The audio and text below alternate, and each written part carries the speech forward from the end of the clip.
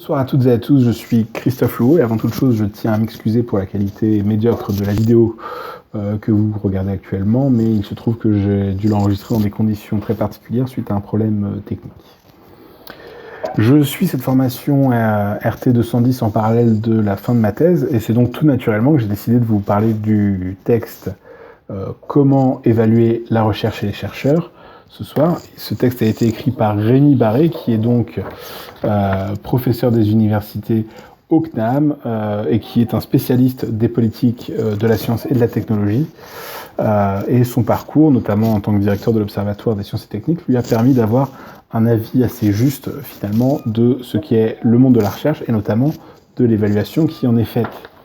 Parce que vous l'ignorez peut-être, mais il se trouve que les chercheurs, finalement, sont tous évalués, un peu comme tout le monde, finalement, et ils sont évalués pas sur toutes leurs missions. Si on regarde les missions des chercheurs, eh bien, il y a évidemment la recherche et l'enseignement, il y a aussi la médiation, l'expertise scientifique, notamment pour des entreprises, et l'évaluation des autres chercheurs, mais ça on y reviendra, c'est-à-dire la participation des jurys de thèse, à l'évaluation de laboratoire, à la sélection de projets et à l'évaluation d'articles scientifiques.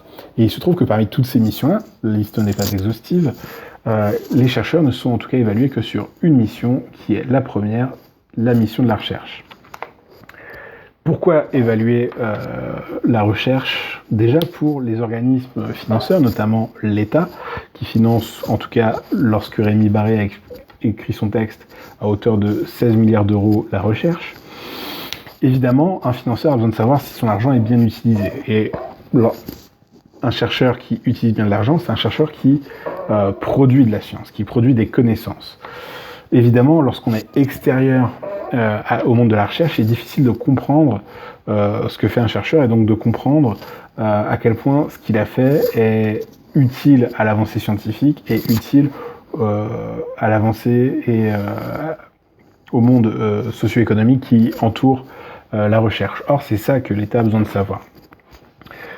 Donc, il faut trouver un moyen pour les gens qui sont hors recherche de comprendre assez facilement si les travaux menés par les chercheurs sont utiles, c'est-à-dire s'il ne s'agit pas de gaspillage d'argent en quelque sorte, puisque malheureusement c'est en ces termes qu'on doit parler, gaspillage d'argent, c'est-à-dire de l'argent qui ne permet pas une avancée scientifique ou qui permet une avancée scientifique mais dans une sorte de niche qui n'est utile à personne.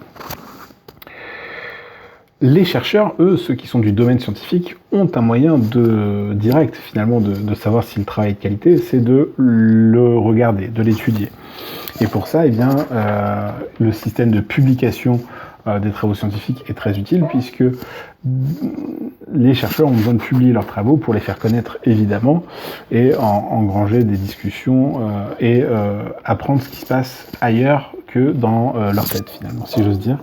Et donc on publie quoi? Eh bien on publie des travaux qui sont innovants, avec une méthodologie correcte évidemment, et ces travaux il faut les placer dans un contexte, et les placer dans un contexte c'est faire référence aux travaux antérieurs des autres, puisque toutes les informations qui sont dans un article scientifique évidemment ne sortent pas de nulle part, elles sont soit issues des résultats des travaux décrits dans l'article, soit issus des travaux antérieurs. Et c'est pour ça que si on regarde un article scientifique comme celui-ci, qui est un article de photonique, et bien à la fin, il se trouve qu'il y a une liste d'articles qui sont des références, et plus un article est cité, donc plus un article est utilisé par d'autres, plus il est de qualité de manière assez évidente. On comprend bien qu'un article qui n'a pas d'intérêt n'est pas cité, alors qu'un article intéressant est cité. Donc c'est déjà pour les chercheurs un premier moyen de savoir si un travail est de qualité.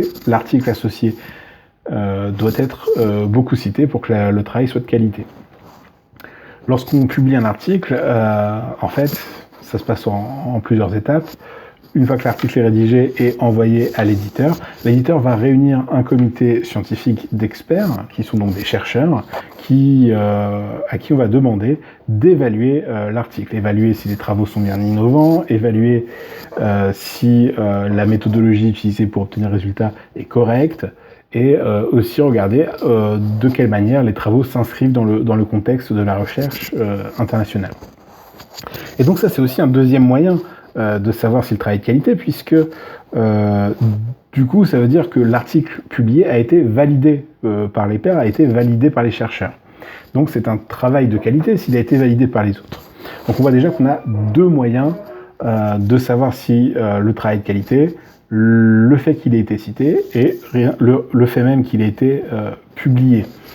Ce qui permet, entre parenthèses, à ce système scientifique de s'auto-gérer jusqu'à maintenant, c'est justement cette évaluation par les pairs, puisque, a priori, un article publié ne sort pas de nulle part. Et puisqu'on voit que la citation et la publication sont des éléments qui permettent de juger de la qualité d'un travail, eh bien, ils ont permis de créer des indices bibliométriques qui prennent en compte justement le nombre de publications et le nombre de citations. C'est le cas notamment de l'indice H, ou H-index, évidemment en anglais, qui se trouve directement en ligne, notamment sur Google Scholar. En tapant le nom d'un chercheur, on a directement son indice H. Et donc ça revient à une note. Un chercheur a un indice H de N lorsqu'il a N publications citées N fois. Et donc c'est quelque chose qui parle à tout le monde, y compris aux non-chercheurs, puisque c'est une note. Et on comprend aisément que quelqu'un qui a une note de 10 a fait un meilleur travail que quelqu'un qui a une note de 8. Donc c'est un moyen d'ouvrir la recherche aux autres, et que les gens qui sont en dehors du monde de la recherche comprennent si un chercheur est efficace ou non. Et cet indice finalement est utile du coup aux gens en dehors du monde de la recherche, mais aussi aux gens de la recherche, puisque lors de l'attribution des financements, par appel à projet, les projets sont évalués par un comité d'experts, là encore, et notamment dans le dossier du projet est demandé aussi l'indice H des chercheurs porteurs du projet. Cet indice H, il apporte plusieurs avantages, parmi lesquels une certaine fiabilité dans la mesure où il intègre l'évaluation par les pairs. À la fois dans le nombre de publications, l'article publié a été validé par les pairs, et dans le nombre de citations, l'article cité l'est par les pairs également. Il amène aussi, ces indices, en tout cas, amènent aussi une certaine ouverture, comme je le disais, vers les non-chercheurs. C'est une note qui est accessible à tous en ligne et qui est compréhensible par tous. Ces indicateurs amènent aussi une certaine transparence, comme le souligne Raymond Barré, dans la mesure où c'est un indicateur rapide de l'activité d'un chercheur, puisque un mauvais indice H veut dire quelqu'un qui publie peu ou qui publie sans jamais vous être cité, donc qui publie des choses sans intérêt malheureusement pour lui. Un autre avantage, c'est la comparaison possible et rapide entre les chercheurs. Comme je vous le disais, quelqu'un qui a une note de 8, quelqu'un qui a une note de 10, on arrive à les comparer assez facilement. Mais il y a aussi quelques désavantages liés à ces indices bibliométriques et leur importance prise au cours du temps. Et le premier d'entre eux, c'est finalement aussi la comparaison possible entre les chercheurs.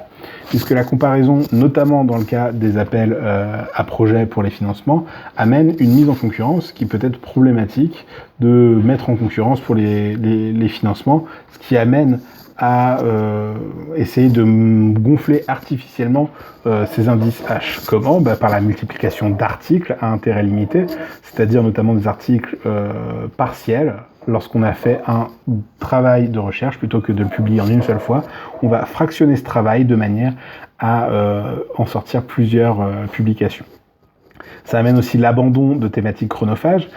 Une thématique qui prend trop de temps à publier est abandonnée puisqu'on a besoin de publier pour avoir un meilleur indice et donc pour avoir des financements, pour avoir son avancement de carrière et ainsi de suite. Une réduction du temps accordé aux actions hors recherche aussi, puisque une action hors recherche n'amènera pas de publication et donc n'amènera pas de financement, n'amènera pas de progression dans la carrière. Et enfin, un des points importants selon moi, c'est la création d'une élite de la recherche, c'est-à-dire que pour publier, on a besoin de financement, pour financer la recherche évidemment, et pour avoir des financements, on a besoin de publier. Donc finalement, ça crée un cercle qui peut être soit vertueux, soit vicieux, selon dans quel cas on se trouve, et donc c'est toujours les mêmes les plus riches qui ont les financements pour pouvoir amener encore des résultats scientifiques. Voilà en tout cas ce qu'on pouvait dire de ce texte. Malheureusement, je ne peux pas répondre à vos questions, évidemment, puisque cette vidéo est enregistrée, mais je mettrai cette vidéo en ligne sur mon blog et je pourrai répondre à tous les commentaires que vous y laisserez. Au revoir.